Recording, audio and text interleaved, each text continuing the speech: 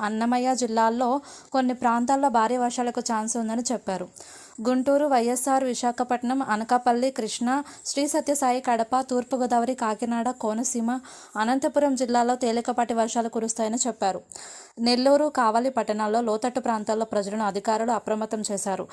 రైతులు పంట పొలాల్లో నిలిచిన అదనపు నీటిని బయటకు పోయేలా ఏర్పాటు చేసుకోవాలన్నారు. ఇదిలా ఉండగా తెలంగాణలో ఉష్ణోగ్రతలు రోజురోజుకు పడిపోతున్నాయి. కొన్ని ప్రాంతాల్లో 15 డిగ్రీల సెల్సియస్ కంటే తక్కువగానే ఉష్ణోగ్రతలు రికార్డు అవుతున్నాయి. హైదరాబాద్ శివారు ప్రాంతాల్లో 18 డిగ్రీల సెల్సియస్ కంటే తక్కువగా ఉష్ణోగ్రతలు రికార్డు అవుతున్నట్లు హైదరాబాద్ వాతావరణ శాఖ అధికారులు తెలిపారు. చలి తీవ్రత పెరుగుతున్న నేపథ్యంలో ప్రజలు అప్రమత్తంగా ఉండాలని నిపుణులు హెచ్చరించారు. ఆస్తమా, దగ్గు, జలుబు ఉన్నవారు, వృద్ధులు, చిన్నపిల్లల విషయంలో జాగ్రత్తలు తీసుకోవాలన్నారు. అవసరమైతేనే తప్ప బయటకు వెళ్లకూడదని హెచ్చరిస్తారు. వేడివేడి ఆహారం తీసుకోవాలని, రోగనిరోధక శక్తిని పెంచే ఆహార పదార్థాలకు ప్రాధాన్యత ఇవ్వాలన్నారు.